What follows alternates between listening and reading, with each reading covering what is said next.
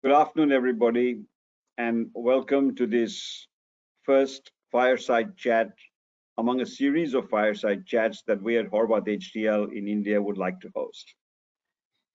A fireside chat is really not necessarily by a fireside as such. I mean, if it was the evening hours, we would have probably had an actual fireside event. But this is much more a casual chat, a chat opportunity where we can have a conversation with our guest, most of our guests, this guest today, and of course our other guests in future also will be leaders in their respective fields, the hotel industry and others. And the idea is that through such a conversation, we can really get the best out of the time we have with that leader. So today we have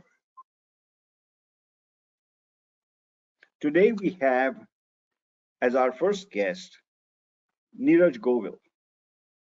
And for those of you who do not know Neeraj Govil, and Neeraj, would you like to join us on camera, please? There you go. Welcome, Neeraj. Welcome to our first fireside chat. I was just setting out to introduce you.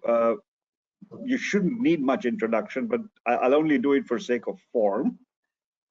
Neeraj is the Senior Vice President South Asia for Marriott.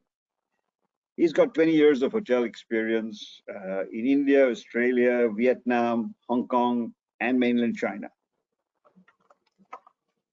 He has been the boss of Marriott in India for several years now and has overseen its growth across the managed portfolio, franchise portfolio, and maybe others. And he's been instrumental in trying to bring in newer brands into India. Now, Neeraj has also been promoted from the 1st of January 2021 to Senior Vice President of Operations for Asia Pacific. And this excludes the area of Greater China. He will be overseeing operations for that entire region, but he will also retain, at least for the foreseeable future, his leadership role for India. I think that's sufficient introduction to Neeraj. Neeraj, would you like me to add anything else or to subtract anything from that? I would hope not. Let me start, Neeraj, by asking you that as you move into your role into Singapore and for the rest of Asia, what aspect of Indian hospitality, what attributes of Indian hospitality would you like to carry with you and export it to the entire Asian region? And I know it excludes China, and I think we don't mind that. Well, Vijay, first of all, it's great to see you. Thank you for having me on your chat. I know we're calling it a fireside chat, and I'm glad there is no fire because this is 2020 and we've had our fair share of fires to put out. So I'm just glad we're having a chat without the fire this time. Yes. Yes, I'm excited. I'm excited about Singapore, and the new role. I'm also very happy that I'll continue to oversee this part of the world. And this is obviously very close to me and my heart and everything that I've done. And I'm thrilled to be looking at an opportunity where I can take the genuineness and the sincerity that comes with Indian hospitality overseas. I think if there's one thing that stands out with Indian hospitality, it's how genuine and from the heart it is. And the other thing I think I certainly usually quote as examples in terms of what we do here in India is the passion that we bring into food and beverage, and especially caterings. So it'd be nice to get some of that focus into the rest of Asia Pacific, but more importantly, also bring some of the learnings that are very much prevalent in that part of the world here into India in order to improve the efficiencies of our business and grow our market share in this part of Asia Pacific. So I'm excited. It's going to be a change. I'm going to be looking after the end-to-end guest solution really for our hotels. across Asia Pacific, excluding Greater China. So it's going to be a different role. It's going to mean I'm working with the largest set of resources, and I hope I can make a tangible difference to our customer experience at our hotels, and also drive some revenues and much needed profits to our bottom lines. So let me ask you this. In India, one of our cultural things is the weddings, and the big fat Indian weddings, as they call them. Is that something that you think you can take to some of the Asian countries? I mean, it might involve getting a lot of their city population into an event.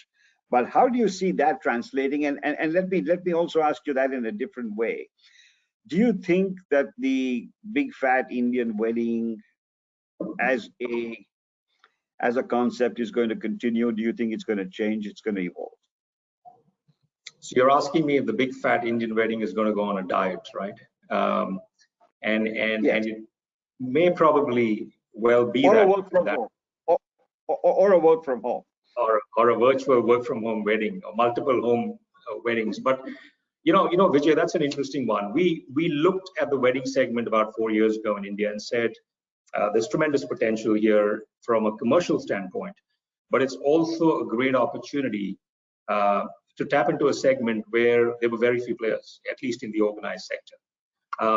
And the other thing we also looked at is we said there is this piece of this segment of business that's not likely to go out of fashion anytime soon, right? And it tends to, as we're experiencing now, it tends to brave most recessions and put on a show despite everything else that's happening around you economically. And we're seeing that firsthand even now with the pent-up demands and weddings that we're seeing in hotels, especially in this quarter. So we looked at it, and then finally the team came up and said, hey, this is an opportunity to get 2,000 people or 1,000 people or 500 people to come into our hotels and experience what our hotels are all about, right? So we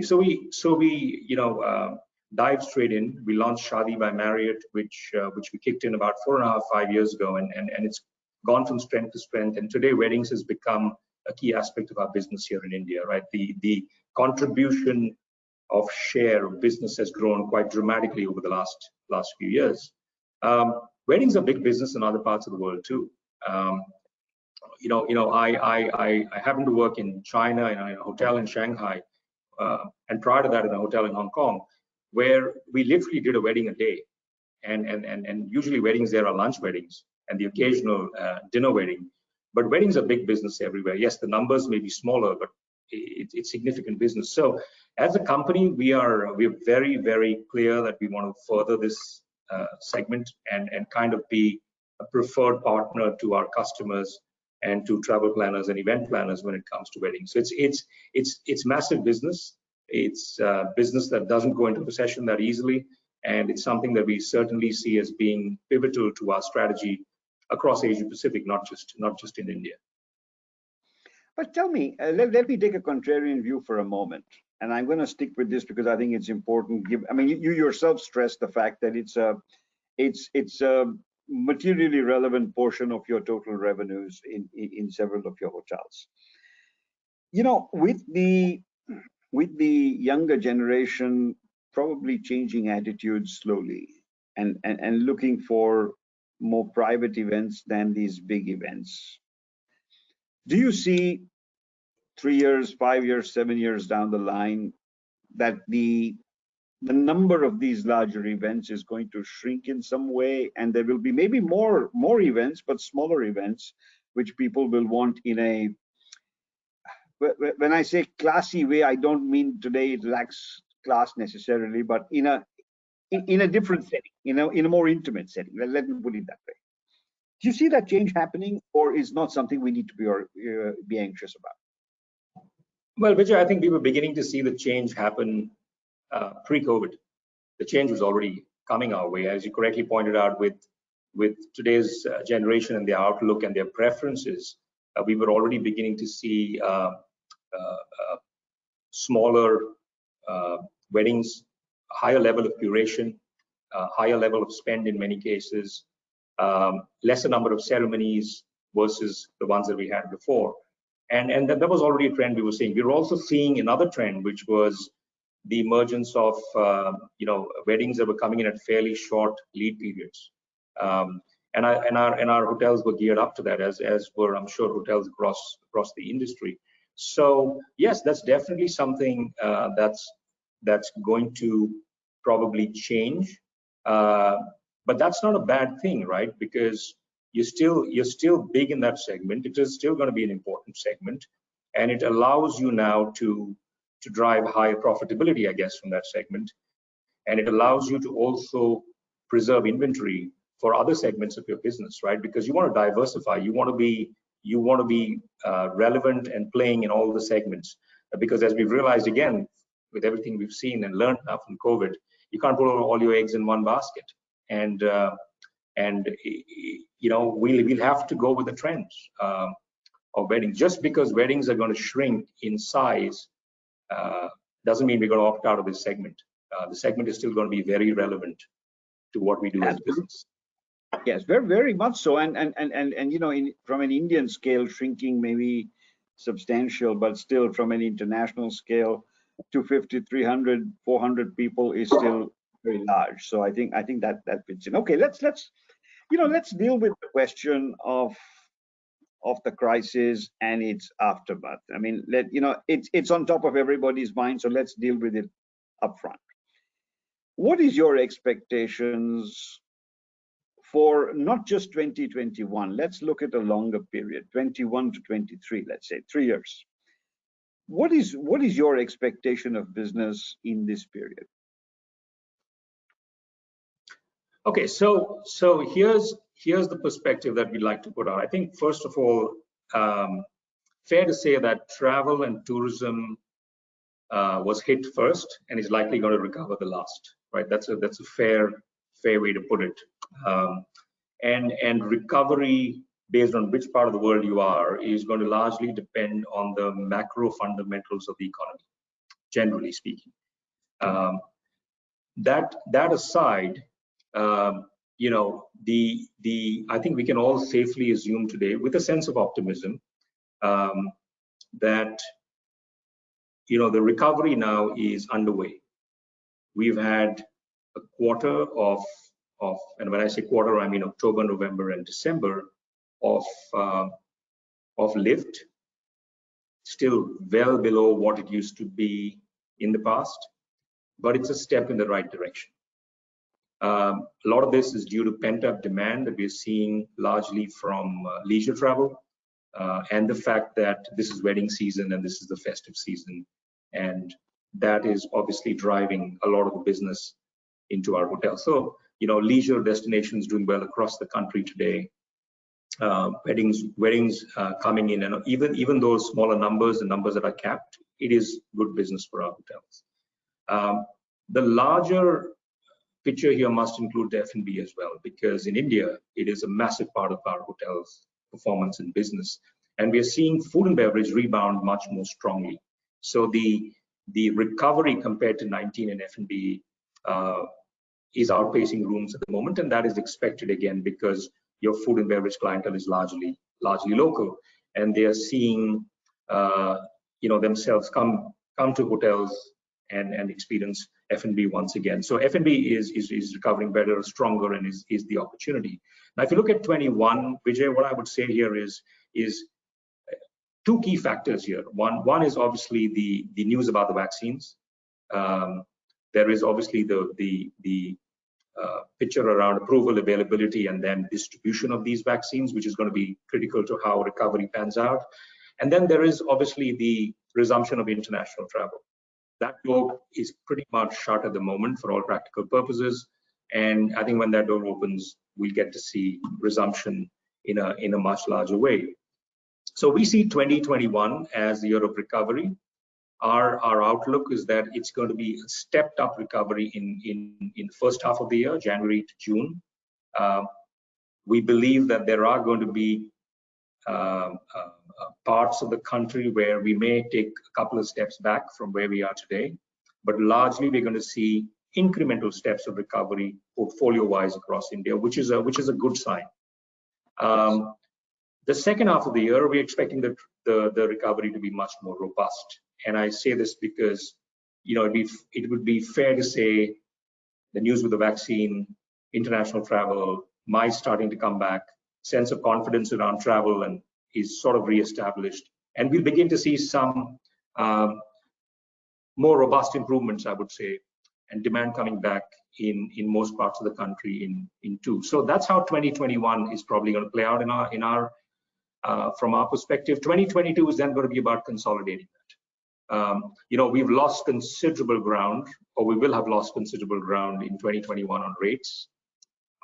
And 2022 will have to be about, once the occupancy has showed up, we've got to push back to get our rates, which is critical to our sustainability as a business, up to where it typically belongs. So I think that's how it's going to play out. 21 recovery in demand, shoring up occupancies, more stepped up, couple of blows we'll have to deal with as we go through the year. 22 more sustainable, and we're going to have to build up and try to get back to exceed 2019 levels in 2022. That'll be the push for sure. But do you think we'll realistically get to that? I agree with you on one thing, and I like that in the first half of 2021, it'll be an incremental, a step-by-step process. I think that's fair, and that's being very realistic. And anybody who is expecting it to sort of shoot up could be in for a surprise. But do you think 2022 on a rate front, given the fact that in our country, rate recovery has typically been tough, been slow, do you think we'll really get back by 2022, or it'll take longer? So, I take heart from the fact that when I look at our leisure hotels today, and I can say this with a degree of certainty that this will be the case across leisure hotels, not just Marriott hotels. Yes. Our occupancies are almost at pre-COVID levels today, if not better, right? Because demand now is not just on the weekends, it's through the weekdays, right? Because people just want to get to these places. Rates are not trading too far off what they were in 2019. In some cases, they're trading higher, right? So I take comfort from that, Vijay. And where I'm going with this is rate is a derivative of demand. I see certain segments recovering very quickly, like leisure. I think we always talk about the locational advantage of a hotel, right? We always like to say hotel location is a critical advantage. I think pre-COVID, that advantage translated in higher ADRs. Post-COVID in 21, that's going to translate in higher occupancies. So your locational advantage is going to be an occupancy lift, not an ADR lift. So the ADR lift is going to come in 22. Now again, as I said before, the fundamentals of the macroeconomy are going to matter a great deal. There are signs today that the economy seems to be recovering, very early days, at a faster pace than was originally thought, which is fantastic. And I think if that continues and we're able to leverage on the strength of our domestic consumer base, and again, please let's remember, we're still relatively short of supply of branded hotel rooms in this country as compared to the other parts of the world. So there are a lot of things here that could fuel that. And I believe if our occupancies shore up to that threshold, I can tell you most hotel owners and operators are going to push for rates, because we've had 8 months of absolute terrible numbers. We're going to have 12 more months of numbers that are still not going to be right up there. We've got to come back out of this. So I think there's going to be a collective push to get onto rates.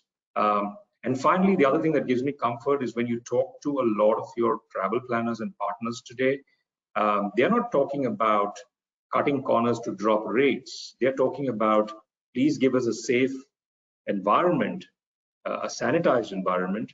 And hey, you know what? If we get there, we're probably willing to pay a little bit more if you can provide us with that sort of environment. So I take heart from all of that, and I do believe that I know the rates have fallen off a cliff, and coming back up is going to be harder.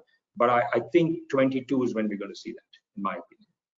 Okay, and to some extent, what you said, that you absolutely need to see those numbers. I mean, ownerships will need to get those numbers to be able to meet all their debt service obligations. They've struggled with that, particularly the substantial new supply that came into play in the last 5 years or so. They would have been substantially in debt, and they would need those numbers.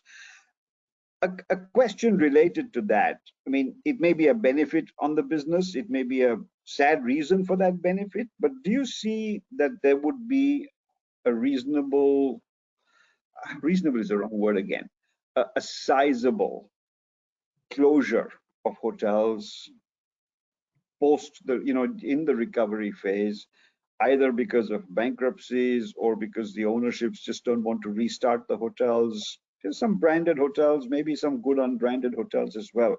And that shrinking of the supply side would actually aid the recovery of those that are operational. How do you see that play out? So here's my view on this. We've looked at take a month like November, where we've seen occupancies in the mid 30s as a portfolio, shoring up to almost 40% in some, and much higher in some locations for the average. And we're seeing that a large proportion, the vast majority of our hotels are now achieving a break-even point on the GOP levels, thanks to a much lower cost threshold, right?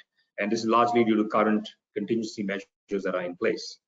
But servicing of debt is still a massive issue that persists, and it's not going to go away in a jiffy, right? So when I look at our business right now, I think right now the owners, the promoters have largely been able to survive the last 6 months by shoring up their finances, taking advantage of the moratorium that was there for the period it was there, and will now be looking to restructure their debt levels. And refinancing is obviously going to be a favorable option here, provided, of course, they get favorable repayment schedules and interest rates, ideally in an ideal world, right? So when you look around the market today, there's tremendous amount of speculation and conversation, and I believe at the moment a lot of it is fairly exaggerated. Right? And I say that because I believe a lot is going to depend on how the first half of 2021 pans out. So I don't see anything immediate on the anvil. I think conversations are certainly taking place, evaluations are certainly taking place, and H1 or the first half really of 2021 is going to be critical. And I say that because, Vijay, hotels have always been highly capital intensive and highly service intensive.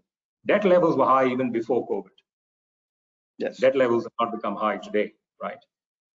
So I do think that while there are conversations, I think by and large, and especially it's going to depend if we can get a sectorial relief package out in the next few months, fears of bankruptcies and closures are probably,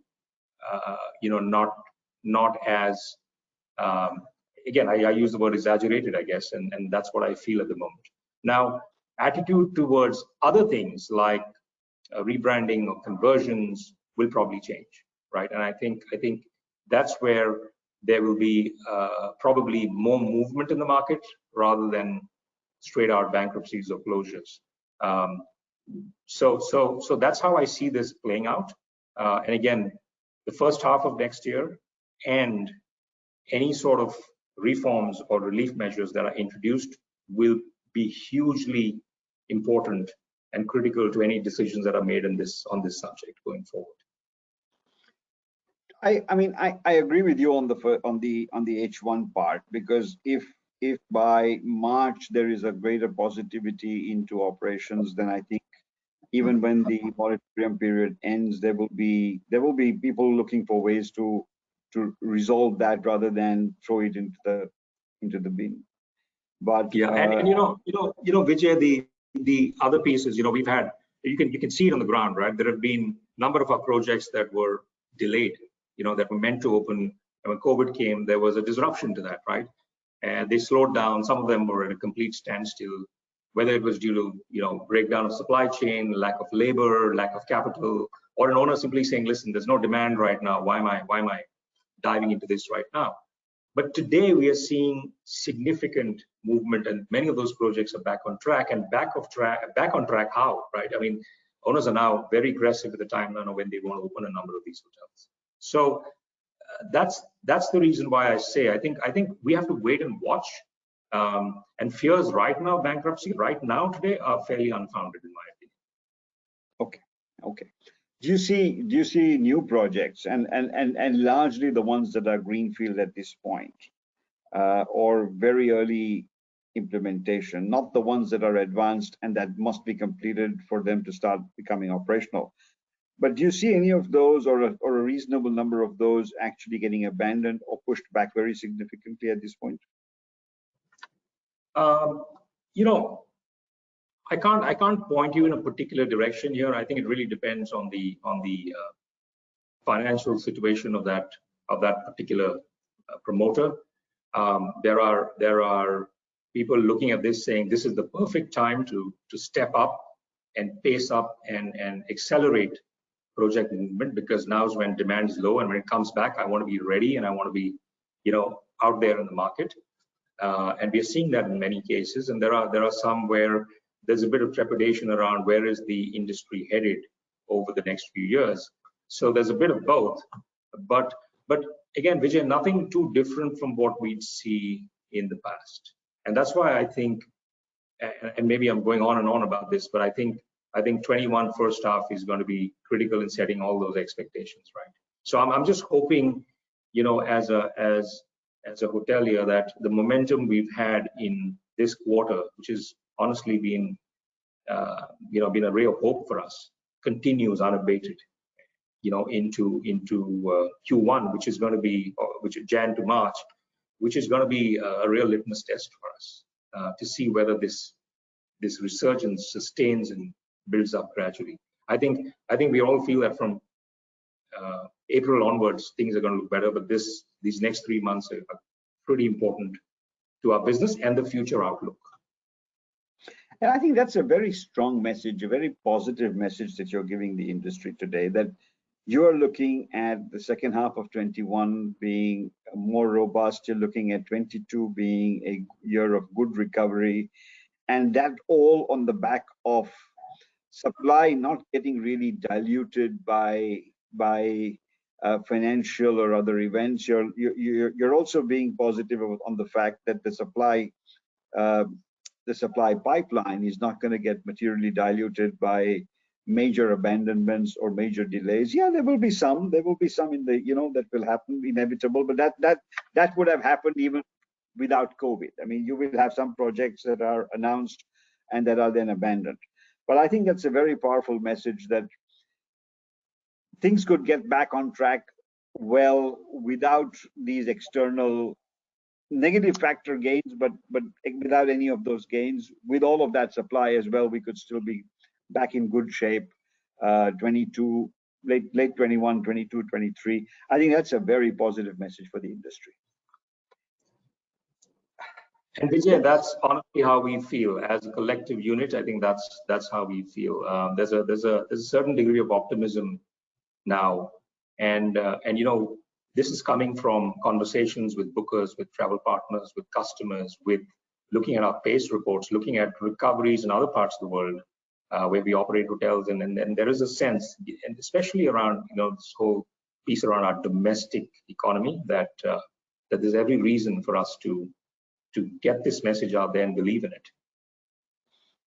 Sure. And India is, has a fair share of that domestic travel, whether for business or for leisure, and definitely for MICE. So yeah, that's good.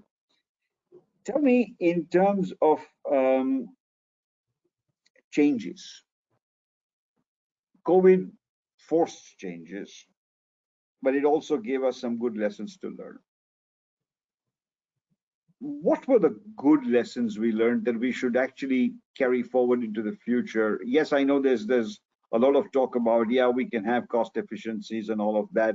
How deep can that be on a continuing basis? And maybe it is the answer, But what are those positive lessons that we can actually imbibe well for the future? Yeah, so COVID, Vijay, has put a real focus on how we run our business, right? It's unprecedented in many ways. People were used to dealing with dips in business, but nothing like this, where we were completely flattened for so many months. And obviously, this has accelerated um, a lot of the ideas and thoughts that were on a drawing board, and sort of brought them forward into day-to-day operations at a frenetic pace, right? We would never have imagined we would have made this kind of progress, whether it was in terms of optimizing top line revenues or uh, optimizing cost control measures of the hotels. So it's fast tracked, brought everything in there um, in a very short time span, and that is obviously driven by the need to survive that was brought about by COVID. So in terms of trends, changes that we see to our industry, safe to say that a great many of these trends are now emergent. They're continuing to play out, and there are two trains of thought here. There's one train of thought that says these are going to be very short, medium term, and the moment we get our jabs, we're going to be back to doing what we used to do. And there is obviously some that are going to stay on, and the changes we've had to our lifestyle, I would say, over the last months now, several months now, are going to inform our behavior as individuals, as social units, and I think these will establish expectations going forward and thereby drive demand and supply at our hotels. In the hotel travel space, I think this work from home concept, while some would like to wish it away, there's going to be a degree of permanence to this. And again, while there are people on both sides of the divide, some will absolutely love it and some will detest it.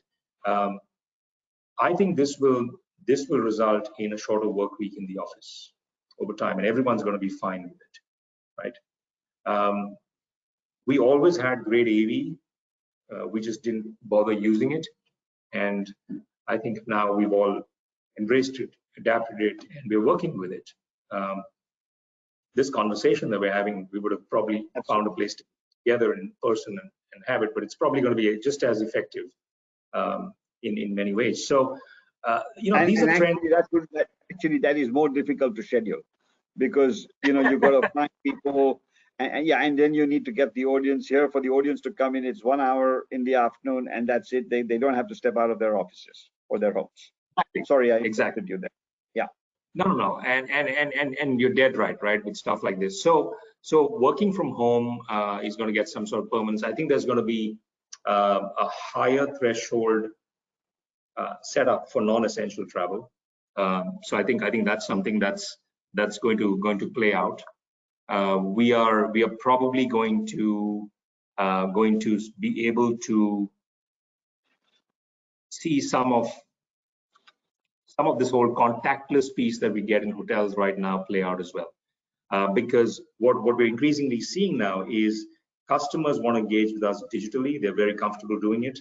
And I think as a hotel operator, we've got to be fully prepared, and we are prepared now to fully dial up, services like virtual concierge, mobile check-ins, something that's called Marriott Chat that we have, whereby you can actually communicate with the hotel you're at via messaging setup, because that's what people are preferring right now. So reduced touch points kind of coming into play. Travelers, look, hygiene is a new amenity. I think we've all heard that, we've said that sufficiently enough, but I have to mention it here. Travelers are going to be demonstrating a preference for lodging facilities, dining facilities that have and are able to communicate an enhanced hygiene and sanitation protocol level, right? So it's really a sense of safety and trust, and transparency is going to be key going forward. Travelers are demanding greater flexibility with amendments and changes to their bookings. In short, what they're saying to us is, please take out all these impediments to travel right now. And everyone's getting used to it. Hotels are getting used to it as well now. We are seeing travelers as a result of COVID, and this was really big in the initial part of COVID and seemed to have got watered down now, but we're starting to see people say, what are you doing for the environment, right? And they were already saying that, but that voice has grown louder now. And we have customers and our associates that work at our hotels who want to know what we're doing in that space. So there's going to be enhanced scrutiny around sustainability in there. There is going to be a push to localize your supply chain, get domestic, and I think localization as a theme is going to emerge, in a massive way. Things like ordering at home now from a hotel, these are things that are going to stay. These showed up our revenues, and I think they're going to stay. We're seeing increased socializing at home, smaller events at someone's homes where they want high-end catering. In the past, we didn't look at home delivery or takeout as an option. It was just not worth our time. I think today we're saying let's set up a separate revenue center where the different, profitability expectation and caters exclusively to this segment, right? Today, Vijay, we have 82 hotels delivering Marriott on Wheels to people's homes. We started with 3. That number quickly went up to about 40 plus. Today, it's at 82 of our hotels that are doing it. So there is merit in all of this, and there's going to be a sense of permanence around a lot of these things. So yeah, it's about call this whole work from home thing. We now have a work from Marriott concept that's been introduced. We have takers for that now, where people are saying, I'd like to come to a hotel and work out of the safety of the hotel. And this doesn't necessarily mean a hotel room. It could mean using a restaurant that's unused during a particular period of during the day, right? So a restaurant that does lunch and dinner, but is used as a work from that place during the day, where you provide internet, coffee, and people can grab a table and just work out of there. So there's a lot of that coming through, and we've got to spot the opportunity. The first mover advantage. You have to be creative, absolutely. Yeah. Then the first mover advantage today lasts a week, right? Yeah. And if you're lucky, it lasts a week.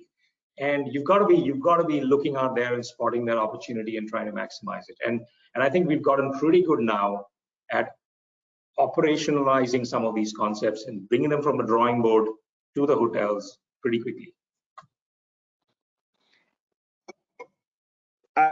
Just for all the the participants, the attendees, if you have questions, please type in your questions. The team is collecting the questions and feeding them across to me.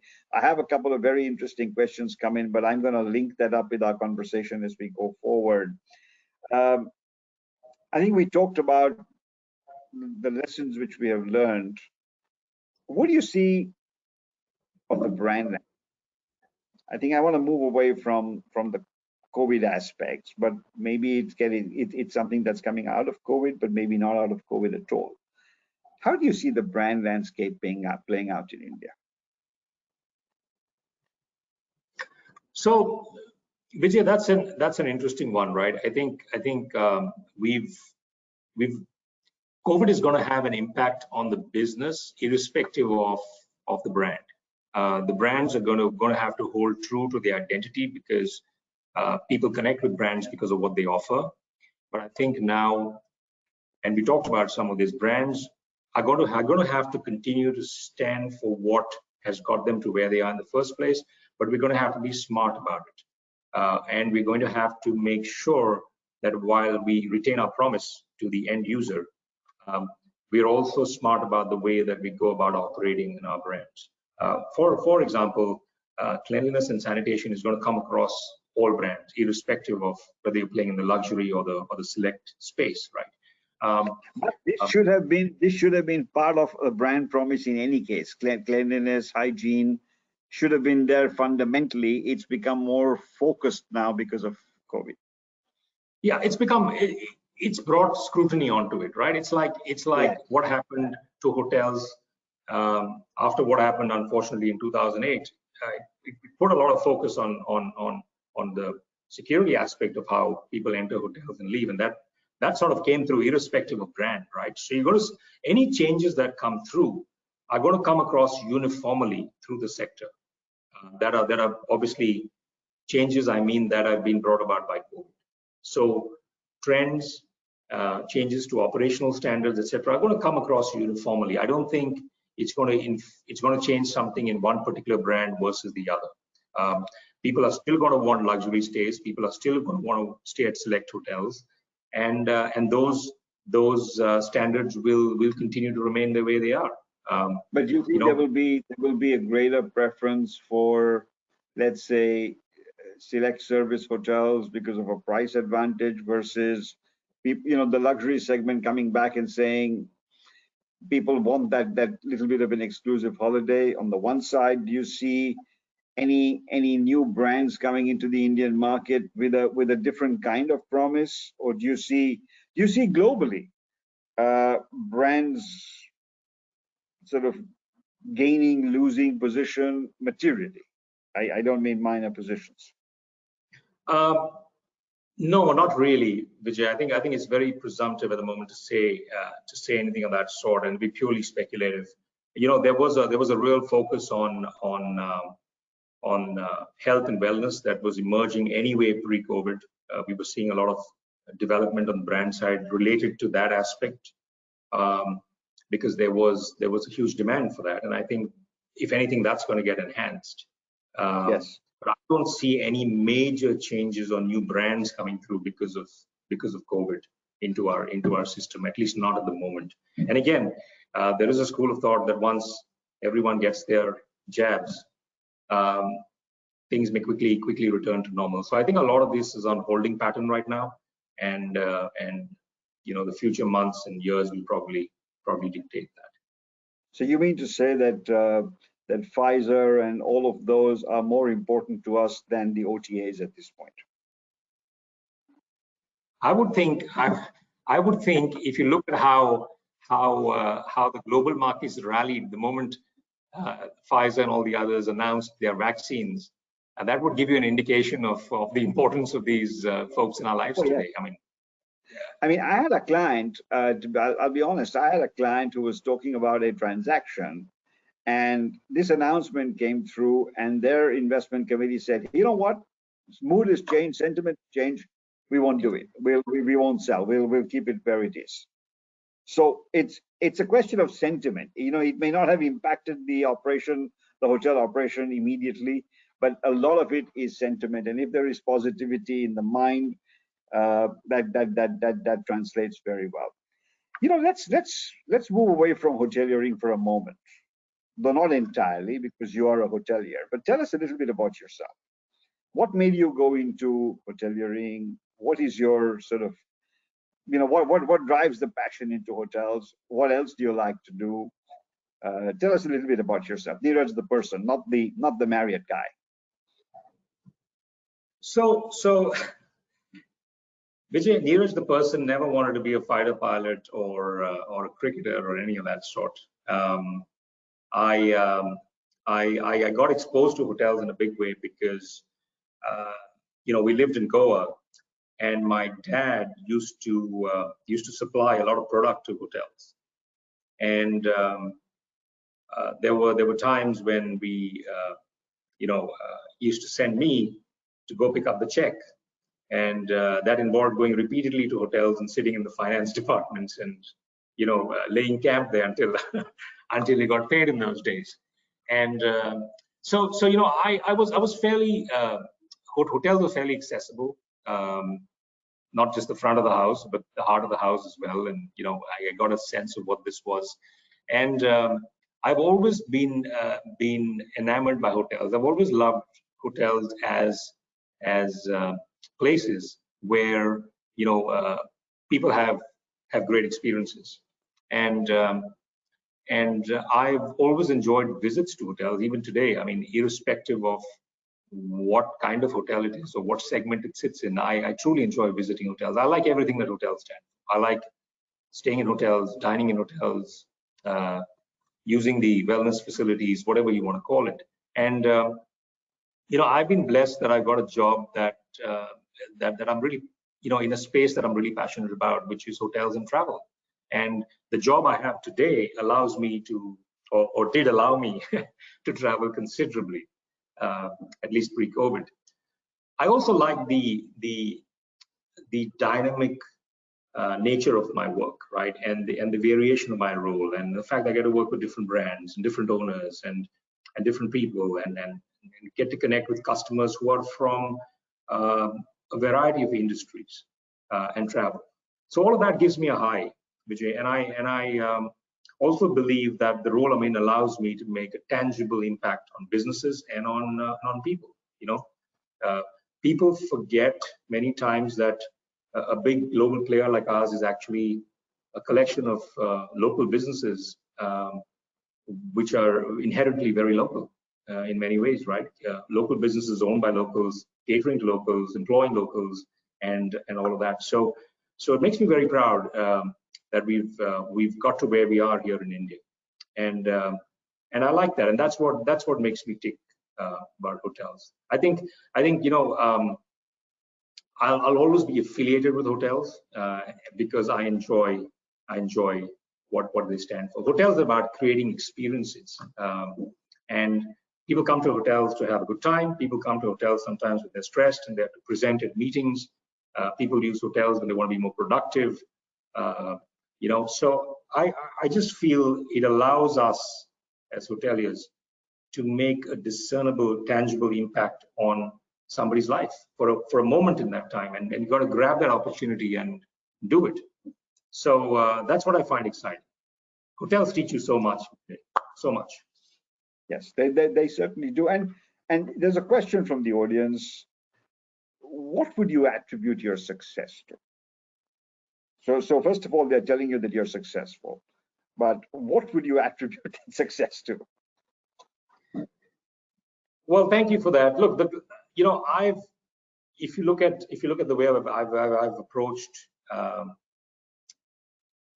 my role or various roles that I've done, one is I don't believe that there is a shortcut to hard work, right? I genuinely believe that you know, this is an industry where you've got to work your socks off.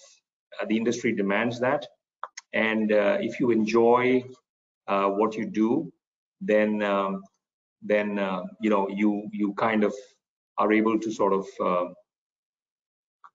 pull that out and get on with it. So I think there's no shortcut. You've got to work. And I think, you know, I hear a lot about this talent bit, and there's a saying that I like to share sometimes, and it goes something like, you know, hard work will beat talent if talent doesn't work hard enough, right? And you know, I think this is an industry where there are no shortcuts. Like I said, you've got to go through the grind. You've got to learn the stuff. You got to do the different shifts. You've got to do everything that it asks, and essentially, I think beyond that, there is great career that you can make out of it. So hard work, I think, is critically important. This is not an industry where you need to be a rocket scientist to do well in, essentially. The other bit, Vijay, for me that's really important is this whole aspect around teamwork. Hotels are run by teams; they're not run by individuals. And the sooner you realize that you're part of a team, the quicker you can get on with your deliverables.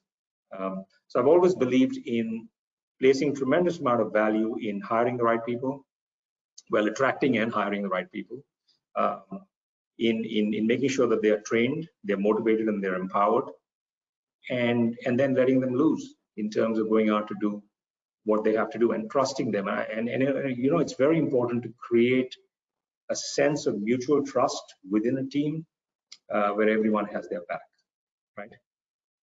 So yeah, I mean, I think if you want to go far, you have to go together. That is what it is about teams, and teams are critical to our business in that sense, because there is so much going on. I think people underestimate how much goes on behind the scenes in running the hospitality business. Yes. Right. Yes. It's hard work. It's hard work. It's hard work. And the final thing I'd say, which I've stuck throughout my career, is I'm one of those people that likes to challenge the status quo. I like to go in there and and shake things up a bit and push the bar a bit. And again, if you have the right people on board, you can achieve that. Because fundamentally, if you want to achieve something that you don't have, you have got to be prepared to do something differently, right? And eventually, you've got to be, while you have to be a bit of a disruptor and take some calculated risks, you've got to keep pushing the bar and challenging the status quo, because our industry is evolving. There are so many stakeholders that you can learn so much from.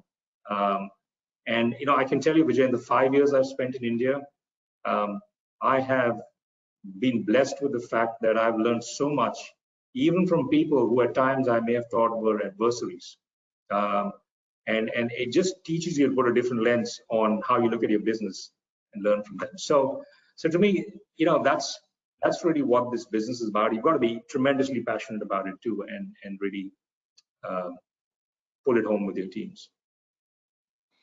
Yeah, and I mean, India, because of its multiplicity of cultures and approaches across different parts of the country, is like a lesson, like a learning ground that is unparalleled. You'll have to travel through many countries and cultures to be able to learn what you can learn in India. So that is absolutely true. And trust is such an important element. If your team doesn't trust you, they won't follow you.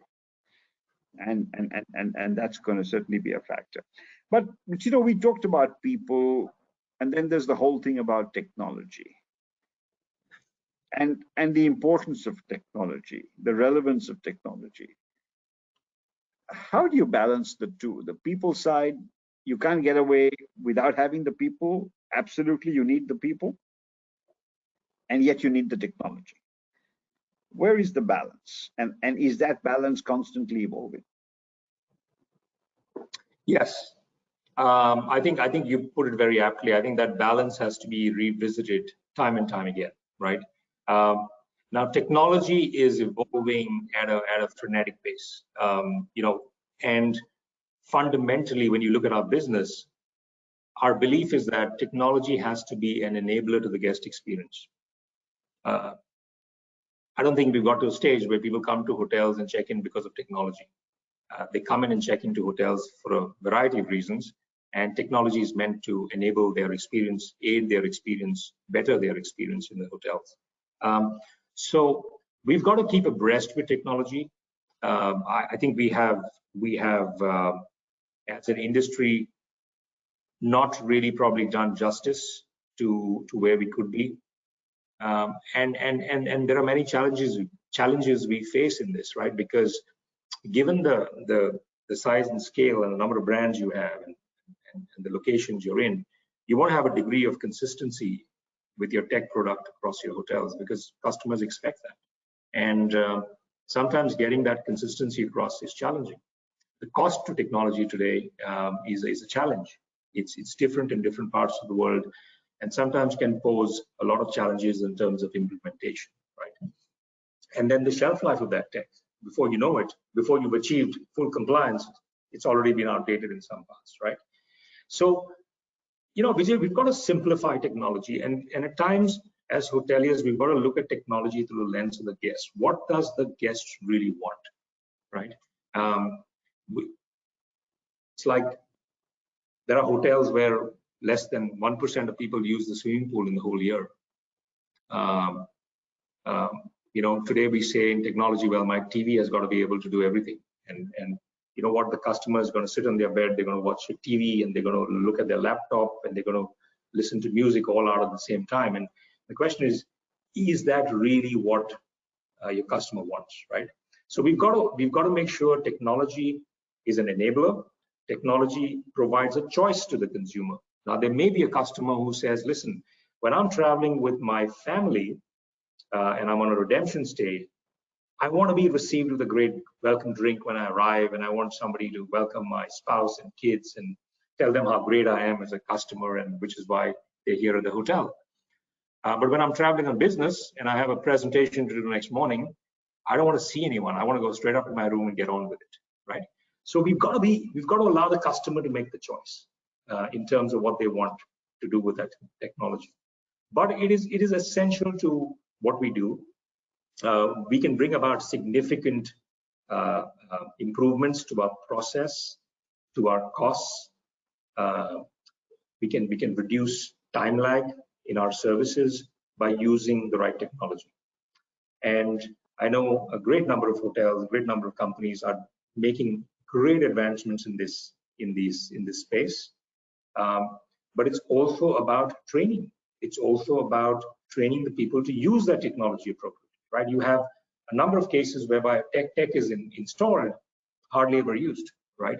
And I think the adoption of that technology boils down to training and getting everyone to embrace it. And any fear of loss of jobs as a result of it needs to be assuaged by the operator, right, before any of this is rolled out. So it's fairly complex, but we've got to simplify it. And it is critical. It is not something that's going to go away. It's something that's going to intensify even further, and is going to become a critical aspect of how we run hotels. I mean, today when you talk to our general managers, they'll tell you they are hyper connected in every way to all the stakeholders, right? You could be a and this is not technology, but it's social media and it's related. But you could be a GM at home on your day off, and your boss calls you and says there's a guest in the restaurant who's not happy with his meal and he's just tweeted, and what's going on, right? So you know, it's changing and it's dynamic, and we've got to adapt to it, we've got to embrace it, and we've got to simplify the rollout and execution of this piece. But it's inevitable. It's inevitable. I mean, how many years before you actually have robots working in your hotel? I think certain brands will see the adoption of that much more quickly than others. Yes. Right, and certain brands will not. And again, it depends on the brand promise. It depends on what the brand stands for. It depends what kind of customers it attracts and the market it's in. And the brand's evolution in the adaptation of technology or the adoption of technology, even that's going to help them or limit them in some ways. We're sort of drawing closer to the end of our chat, but I think it's important for the younger managers, even the students in the hospitality industry. I mean, you know, unfortunately, COVID has sort of disrupted them in some ways, in several ways. And the message sometimes has been not from the industry leaders, but from the wider community and from the official community, that the hotel industry is not priority. Now, in the face of all this, what motivation can we give, or what to our younger hoteliers, leaders, their evolution process? What would you like to say to them? A lot, but I'll try to keep it as succinct as I can.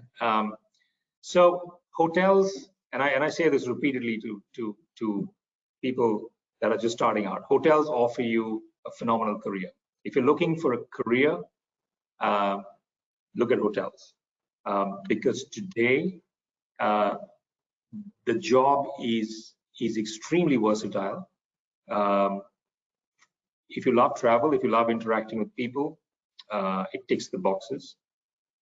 If you want the latest and the greatest, probably ticks the boxes there as well.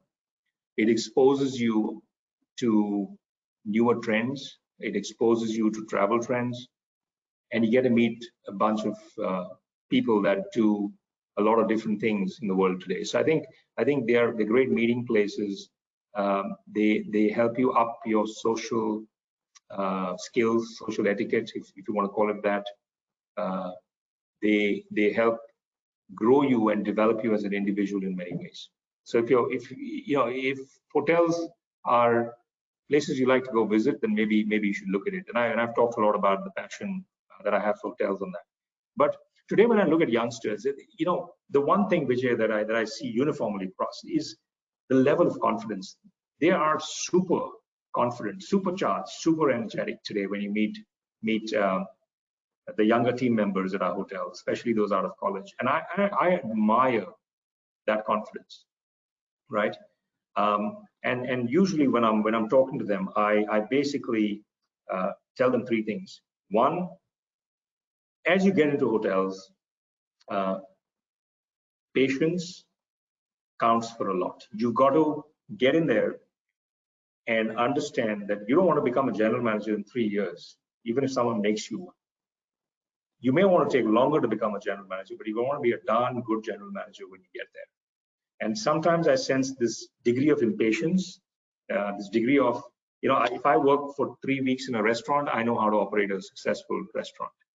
Yeah. And that impatience at times gives me a bit of anxiety. And I always reach out to people and say, these things take time, because, spend that time, spend it wisely, spend a couple of extra years in a particular role, but get to be really good at it. So that's one.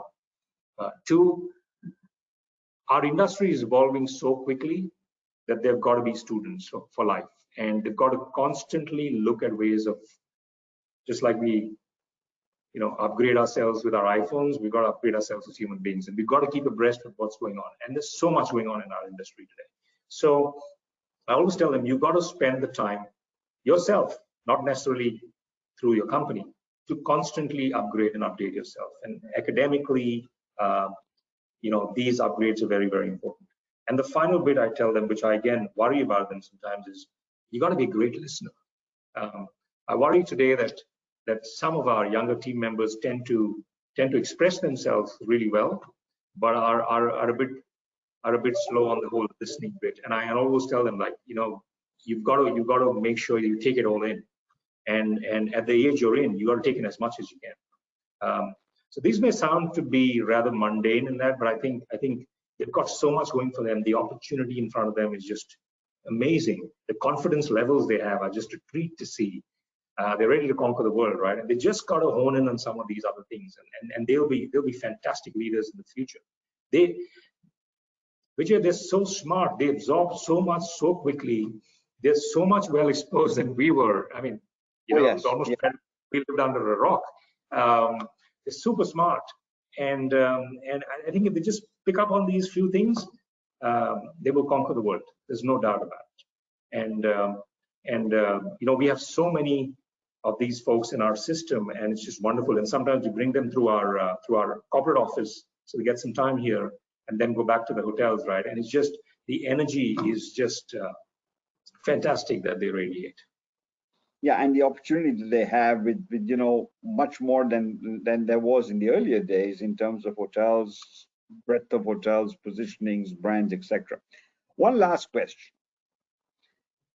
As somebody who says that, what are the 3 key ingredients for that person to be passionate about so that he can step into your shoes? If I understand correctly, you're saying 3 ingredients that I think somebody should possess. Yes, or should possess, so that he can be another Marriott leader in India.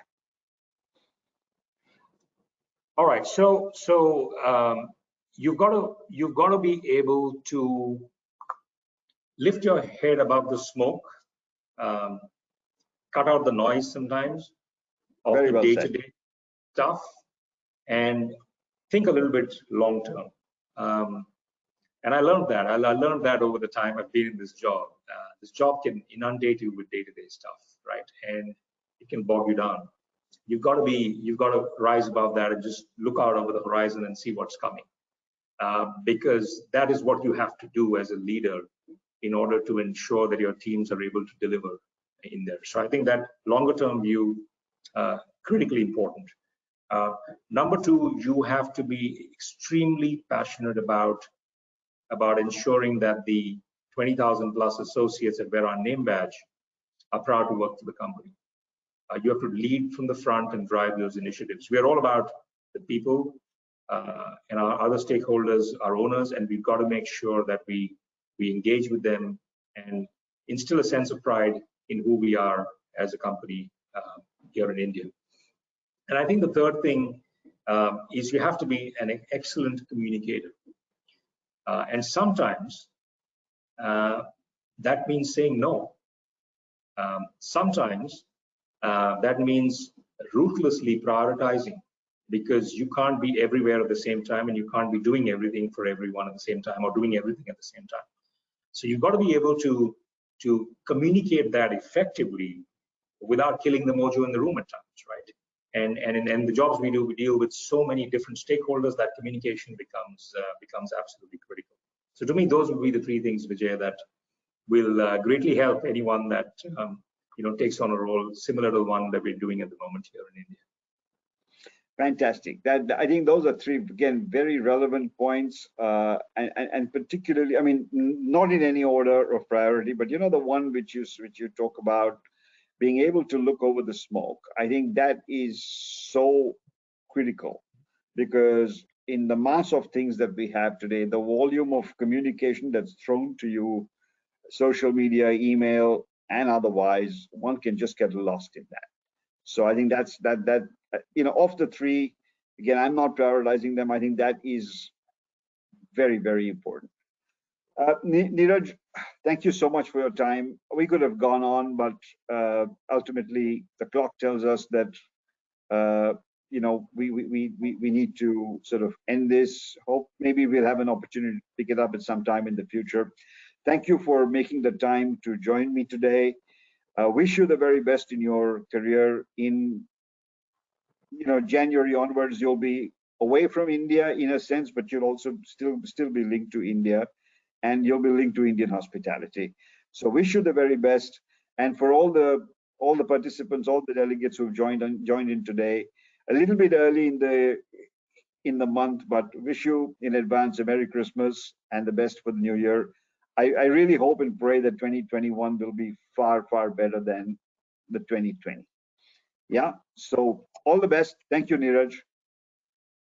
Thanks so much, Vijay, and thanks for having me here. And again, Happy New Year to all of you and to the rest of the folks that joined us on the show. But lovely talking to you, and always great, as always, great to see you. Take care. Thank you so much. Thank you. All the best.